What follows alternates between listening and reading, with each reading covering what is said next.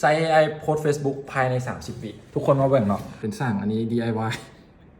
เนาะเป็นสร้างเลยตัวนี้นะตอนนี้นี่เฮากำลังที่โชว์ workflow ของ N8N เนาะก็คือมันเป็นการสร้าง workflow ขึ้นมาให้มันสร้างรูปสร้างคอนเทนต์ให้เนาะแล้วก็เอามาโพสต์ให้ใน Facebook เลยเนาะเดี๋ยวเฮาสิโชว์แชทบอทเฮาให้เบิ่งเนาะก็คือตอนนี้นี่เฮาสิแชทไปบอกมันว่าให้มันสร้างรูปให้เฮาเนี่ยเป็นการสร้างโฆษณาเนาะยกตัวอย่างว่ารูปนี้เนาะเฮามากินทุเรียนเนาะใส่ไปเนาะสวยสร้างโฆษณานี้ให้เนี่ยเนาะ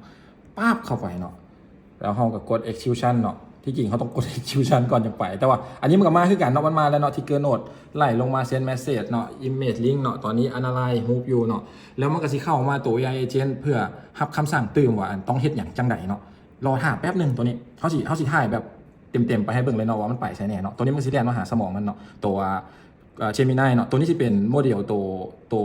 Open Source ของ Gemini เนาะแล้วมันก็แล่นลงมา spit out ออกมา create banana image 1เนาะแล้วก็มาเวทอยู่นี่เนาะมันก็สิตอนนี้มันเริ่มสร้างรูปให้แล้วเนาะแต่ว่า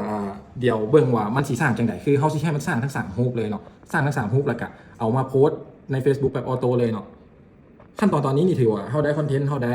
กราฟิกรูปที่ว่า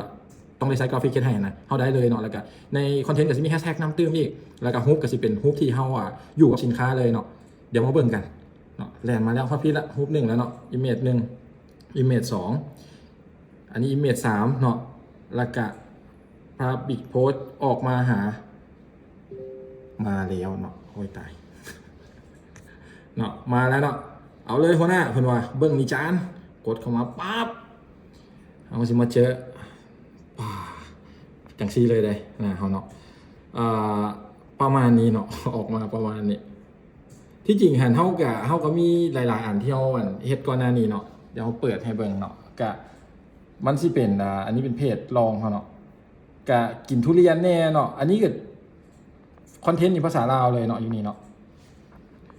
ยกตัวอย่างเป็นสร้างเนาะเป็นสร้างอันนี้ DIY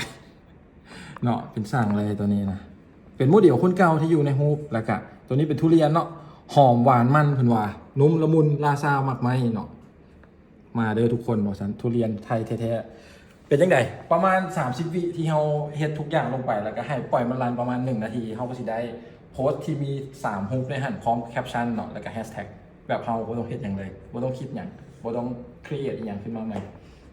นั่นแหละทุกคน workflow เมื่อกี้มันง่ายหลายเนาะแล้วก็ตอนนี้เขาเปิดคอร์สสอนแล้วสำหรับคอร์สแมนซิมีคอร์ส2 มื้อเนาะวันที่18เต็มแล้วตัวนี้เหลือวันที่19เนาะตัวนี้สิเป็น